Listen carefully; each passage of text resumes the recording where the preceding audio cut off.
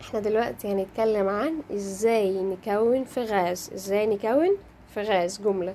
الجملة عندي بتتكون من 3 حاجات اساسيين: sujet verbe complément. sujet اللي هو الشخص، الverbe اللي هو الفعل، الكومبليمون اللي هو التكملة. طيب انا ازاي بعرف السوجي؟ نبدأ بالسوجي. ازاي بعرف الشخص ده؟ الشخص عندي ممكن يبقى حاجة من التلاتة، ممكن يبقى حاجة من 3. أول حاجة ممكن يبقى عندي السوجي ده عبارة عن ضمير. السوجي يبقى عبارة عن ضمير. ايه هي الضمائر عندي؟ أنا جو، أنت تو، هو هي il elle، نحن نو، أنتم vous، ولاد بنات il avec us، ولاد بنات il avec us. طب هو ممكن بدل ما يديني ضمير مباشر يشيله ويحط نوم اسم، يعني بدل ما يقول لي il هو يقول لي علي، يبقى علي هي il، بس قالها لي بايه؟ بشكل اسم. ممكن بدل ما يديني اسم يقول لي ال، يديني اسم بنت ال، يحط لي بدلها ساره. ممكن يحط لي علي ايه احمد، يبقى كده اسم ولدين بدل إلافيك اس، بدل ولاد. ممكن اسم بنتين بدل بنات يحط لي ساره ايه سلمى. ممكن يحط لي ولد وبنت علي ايه ساره، ولد وبنت بدل إلافيك اس. يبقى انا ممكن الاقي ضمير مباشر او يشيل لي الضمير ويحط لي مكانه اسم، سواء ده او دول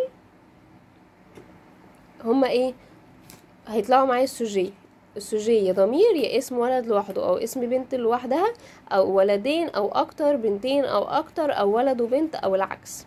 ده بخصوص اول نوع من انواع السوجي، ازاي اعرف اطلعه في الجملة او اعرف اكتبه لو طلب مني اكتب جملة. طب ايه تاني؟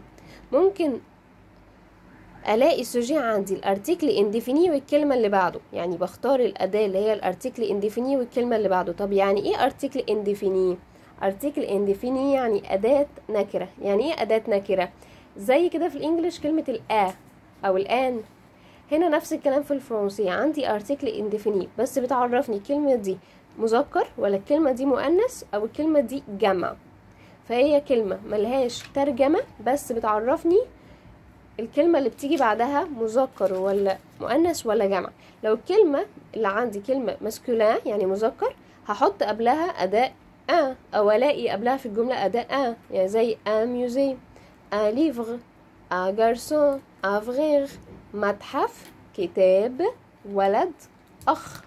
طب لو الكلمة اللي عندي كلمة فيمينا يعني مؤنث، هلاقي قبلها أداة أو أنا لما أجي أكتب قبلها زي جومة، une fille، بنت، une maison، منزل، une règle، مسطرة. كل دي كلمات مؤنث بتاخد أداة ممكن كمان ألاقي الكلمة اللي عندي تبقى كلمة جمع. بعرف منين الجمع؟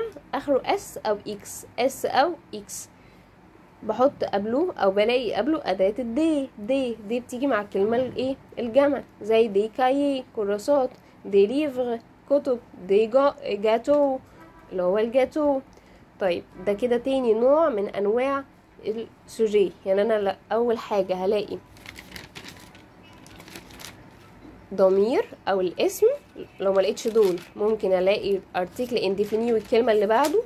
ممكن ايه كمان؟ ممكن الاقي ارتيكل ديفيني اللي هي ادوات المعرفة، اللي هي بتساوي كده بالعربي كلمة او حرفين المتحف، الكتاب، او بالانجليش the book.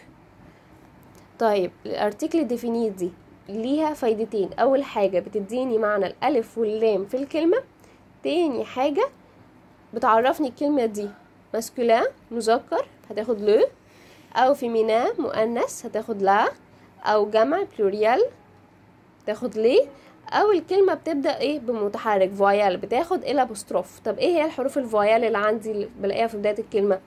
ايه ضربت، ايه قالت، اي او يو اش ايجريك، هي دي الحروف اللي بلاقيها في بداية كلمتي. هي دي الحروف اللي بلاقيها في بداية الكلمة، بعرف ان الكلمة دي بتبدأ بفويال متحرك فبديها الى بوستروف، بس بشرط لازم الكلمة دي تكون مفرد. يعني لو الكلمة دي جمع دايما هتاخد ليه. طب تعالوا نشوف الأمثلة. كلمات الماسكولين عندي اللي بتاخد لو ميوزي متحف، لو ليفر كتاب، لو جارسون ولد، لو فغير أخ. طب الكلمات المؤنث اللي بتاخد لا جوم، لا في، لا ميزون، لا رجل. كلمات الجمع بتاخد ليه. الكلمات الجمع اخرها اس او اكس، فمثلا بقول لي كايي الكراسات، لي ليفغ الكتب، لي جاتو الجاتو، كلهم بيبداوا ال. اخر حاجه لي اغبخ الشجره، لي كل المدرسه. طب كده انا عرفت ازاي اطلع السوجي من الجمله. شكل الجمل عندي بتتكون من 3 حاجات: سوجي فيرب كومبليمون. فمثلا لو لقيت je mange de la pomme، فهعرف اطلع السوجي ازاي؟ هبص على اول كلمه هنا الاقيها ضمير، يبقى هو ده السوجي. الفيرب الكلمه اللي بعد السوجي على طول اللي هي مانج اكل، de la pomme اللي هو الكومبليمون التكمله اكل التفاح. ممكن الاقي تاني، ممكن الاقي اسم شخص علي جوي او فوتبول، علي اسم الشخص هو هيكون السوجي، الكلمه اللي بعده هي الفيرب، الكلمه اللي بعدهم هي الكومبليمون. ممكن الاقي اسمين ساره سلمى، اسمين مش اسم واحد، فالاسمين دول هما هيبقوا السوجي، والكلمه اللي بعدهم هي الفيرب، واخر حاجه الاقي كول هي الكومبليمون. ممكن ما الاقيش اسماء خالص، الاقي ارتكل ديفيني وبعدها كلمه.